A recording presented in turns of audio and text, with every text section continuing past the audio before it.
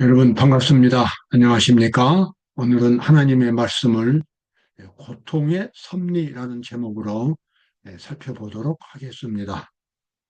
우리 그리스도인들에게 있어서 이 고통은 매우 친숙한 경험입니다. 왜냐하면 고통과 시련을 통해서 참된 신앙이 다듬어지기 때문에 그렇습니다. 모든 그리스도인들은 환경과 처지는 다르다 할지라도 각자의 십자가 밑에서 고통과 시련 가운데서 자기를 연마하는 그와 같은 과정을 거치게 됩니다. 만약에 그와 같은 고통과 시련이 없다면 올바른 신앙을 세울 수가 없습니다. 분명히 없는 것입니다. 그래서 우리가 달갑지는 않지만 이 고통과 시련을 이겨야 할 때가 반드시 있고 하나님께서 그것을 아시기 때문에 우리에게 고통이 찾아오는 것을 허락하시는 겁니다. 우리 그러한 내용들을 오늘 살펴보도록 하겠습니다. 자, 고통이라고 하는 것은 위장된 축복입니다. 축복이 아닌 것처럼 보이지만 아주 높은 차원의 하나님의 사랑의 손길이 그 고통 가운데 있습니다. 창세기 3장 17절에 아주 의미심장한 내용이 나옵니다. 땅은 너로 인하여 저주를 받고 너는 종신토록 수고하여야 그 소산을 먹으리라. 이 말씀 우리 그리스도인들은 잘 알죠? 아담과 하와가 범죄하고 타락한 후에 하나님께서 찾아오셔서 그들에게 하신 말씀이었습니다. 땅은 너로 인하여, 너 때문에 그 말입니다. 너로 인하여 저주를 받고 너는 종신토록, 그 말은 죽을 때까지 수고를 해야 그 소산을 먹으리라. 하나님께서는 아담과 하와를 위하여 이 세상을 저주하셨습니다. 고통과 시련의 땅으로 바꾸어 놓으셨습니다. 여러분, 그 이유는 아주 분명하지요. 죄인된 이상 모든 죄인들은 죽어야 합니다. 영생이 없습니다. 그렇다면 이 세상에 살고 있는 죄인들이 영생이 없이 죽어가는 마당에서 그냥 있을 수는 없습니다. 믿음을 개발하고 영생을 얻는 훈련을 받아야 되는 것입니다. 이 세상은 죄인들이 영원히 사는 세상이 아니라 한 번 거쳐가는 나그네 길에 있어서의 하나의 노정의 그 여관이나 이런 노정에 있는 한 지점이 거쳐가는 지점이 되게 하셨습니다. 이것은 하나님의 섭리인 것입니다. 하나님께서는 이 세상의 죄인들이 이 세상에 마음을 두지 말고 영생, 천국의 마음을 둘 수 있도록 이 세상을 저주하셨고 그래서 고통이 일어나도록 하신 것입니다. 여기 에레미야 17장 9절부터 10절에 보면 고난의 섭리에 대한 또 다른 이유가 나옵니다. 만물되고 만물보다 거짓되고 심히 부패한 것은 마음이라. 누가 능히 이를 알리오마는 나 여호와는 심장을 살피며 폐부를 시험하고 각각 그 행위와 그 행실대로 보응한다. 여기가 아주 중요한 말씀이 나오죠. 우리 인간이 가지고 있는 타락한 그 본성, 그 본질은 그 깊이를 알 수 없다는 것입니다. 얼마나 깊이 철저하게 타락했는지 어떤 사람도 그것을 판단할 수 없습니다. 오직 그것을 아시는 분은 하나님밖에 없다는 것입니다. 하나님은 우리가 어떤 깊은 곳에 타락해 있으며 또한 무엇이 우리 속에 숨어 있는지 그 죄악적인 성질과 그 죄악적인 파괴적인 성격을 하나님은 다 보신다는 것입니다. 그런 것들을 보시고 그것들을 치료하기 위해서 하나님께서 우리를 인도하시는데 그 인도하시는 손길이 바로 고난이 되는 것입니다. 왜냐 그러면은 편안할 때는 그 자기가 자기의 부족한 점이 드러나지 않습니다. 고난을 받을 때에 시련을 만날 때에 자기의 본색이 드러나는 것입니다. 그러면 그리스도인들은 시련 가운데서 자기의 타락한 모습을 보고 그리고 하나님을 더욱 믿고 의지하는 신앙을 발휘할 수가 있습니다. 그래서 많은 경우에 평안할 때 배우지 못했던 신앙을 시련 가운데서 배우게 되는 것입니다.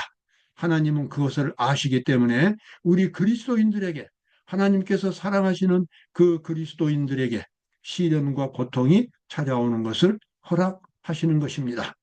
히브리서 12장 11절에 나와 있는 말씀입니다. 무릇 징계는 시련이지요. 징계가 그 당시에는 즐거워 보이지 않고 슬퍼 보이나 후에 그로 말미암아 연달한 자에게는 의의 평강한 열매를 맺나니, 여기서 의의 평강한 열매는 품성입니다. 인격입니다. 시련을 통해서 사람이 하나님의 모습으로 가장 고귀한 이 보화가 바로 하나님의 형상으로 만들어진 인격입니다. 그 인격이 바로 영생을 받게 되기 때문에 그렇습니다. 그래서 고통과 시련 가운데서 의의 평강한 열매, 하나님의 형상으로 변화되는 그와 같은 놀라운 모습이 그 사람 속에서 있게 된다는 것입니다. 그래서 고통은 평안할 때 배우지 못했던 중요한 신앙의 과목을 시련과 역경 속에서 그리스도인들은 배우게 됩니다. 자, 요한계시록 3장 19절에 나와 있는 말씀입니다. 물은 내가 사랑하는 자를 책망하여 징계하노니 그러므로 내가 열심을 내라 회개하라. 내가 사랑하는 자를 징계한다는 것입니다. 내가 사랑하는 자를 책망하고 그래서 시련과 고통과 눈물을 흘리도록 만드신다는 것입니다.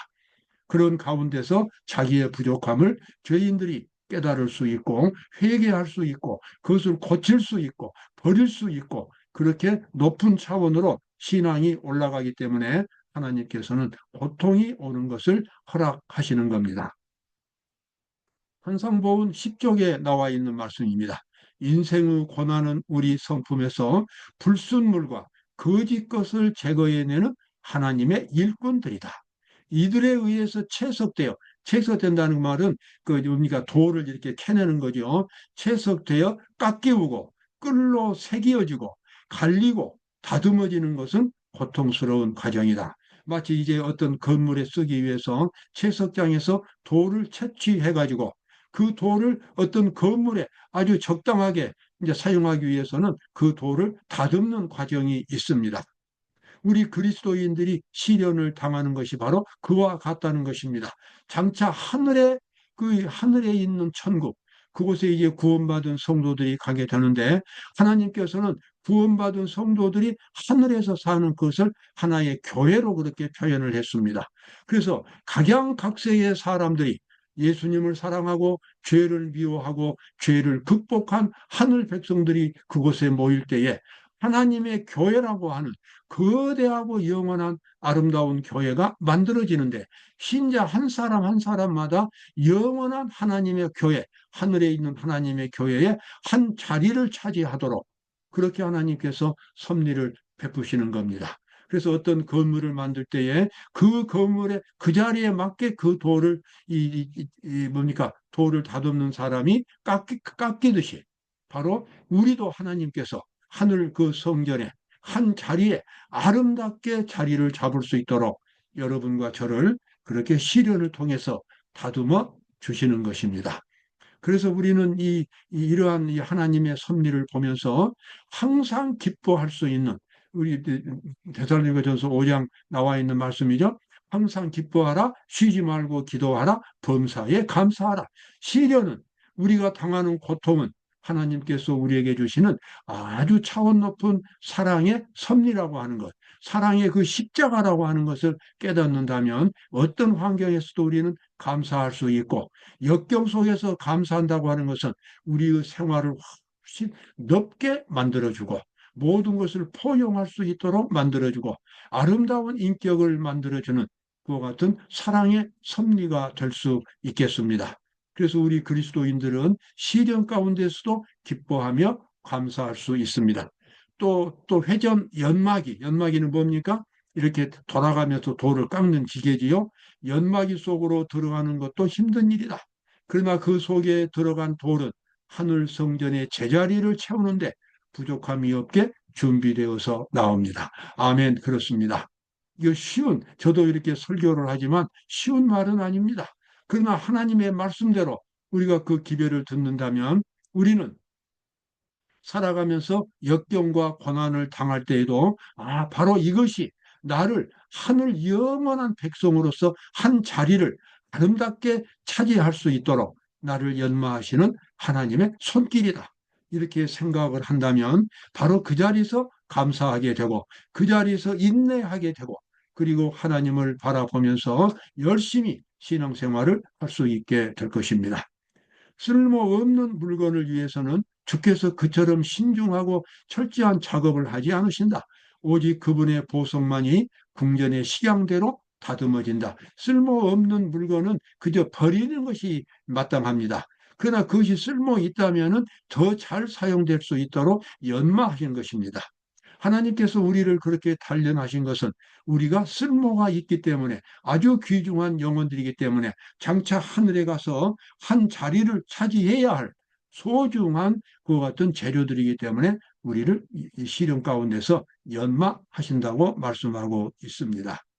주께서는 당신을 의지하는 모든 사람을 위하여 일하실 것이다.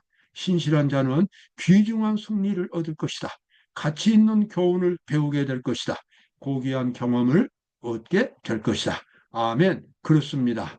하나님을 진실로 믿는 사람은 하나님이 어디로 인도하시는지 계속 따라가면서 하나님의 목적이 자기에게 이루어지도록 늘 인내하면서 감사하게 될 것입니다. 자, 시편 119편 71절 72절에 다윗은 이렇게 기록했습니다. 고난 당하는 것이 내게 유익이라.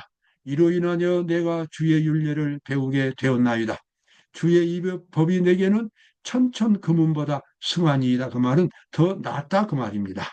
다윗은 말하기를 고난당하는 것이 나에게 유익이었구나. 내가 주님의 은혜를 통해서 주님의 율법을 깨닫게 되었고 순종하는 법을 내가 시련 가운데서 배우게 되었다. 이렇게 시편에서 노래하고 있습니다. 그리스도께서는 통회하는 마음에 힘을 주시고 슬퍼하는 심령을 고결하게 하심으로 마침내 당신께서 거할 수 있게 만드신다.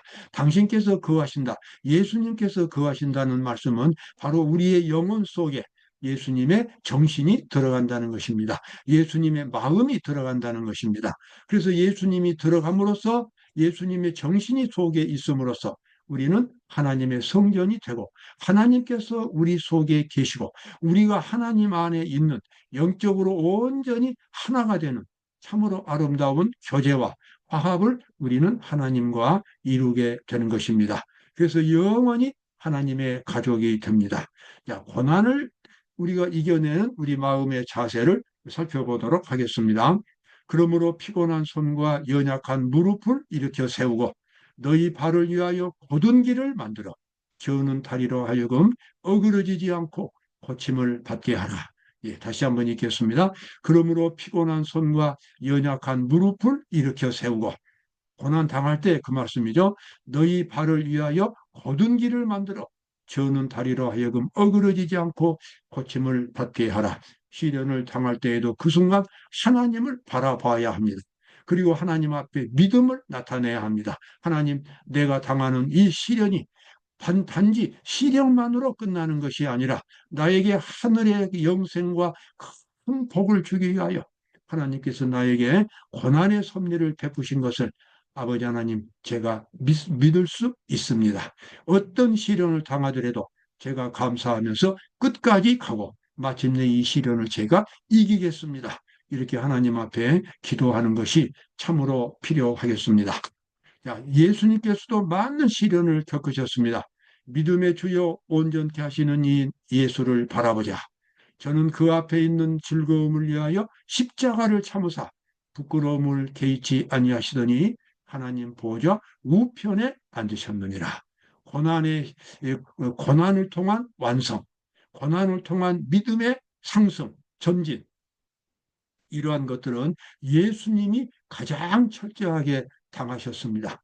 원래 하나님이신 그분이 죄 있는 육신, 인간의 육신을 입고 이 땅에 오셔서 33년 동안 생활하시면서 온갖 시련과 역경을 당하셨고 마침내는 인간으로서 당할 수 있는 그 한계점인 십자가에 못 박혀 돌아가심으로 주님은 그 고통과 시련이 무엇인가 하는 것을 정말 뼈저리게 경험을 하셨습니다. 그러한 경험을 통해서 주님은 우리를 도우실 수 있게 되었습니다. 시련이 얼마나 아픈가, 사람들로부터 미움과 증오심을 받는 것이 얼마나 고통스러운가를 예수님은 경험하시고, 그래서 우리가 시련을 당할 때에 우리 곁에 오셔서 우리를 위로해 주시고, 우리로 하여금 그 모든 것을 이길 수 있도록 만들어 주실 수 있는 구세주가 되셨습니다. 우리가 슬픔 가운데서 울고 그리고 울부짖을 때에 그 마음의 고통을 예수님은 다 알고 계신다는 것입니다. 그래서 우리를 도우실 수 있다는 것입니다. 산상복음 12쪽에 나와 있는 말씀입니다. 거룩하신 구주께서는 눈물로 앞이 가려워 당신을 알아보지 못하는 많은 사람들 곁에 서 계신다.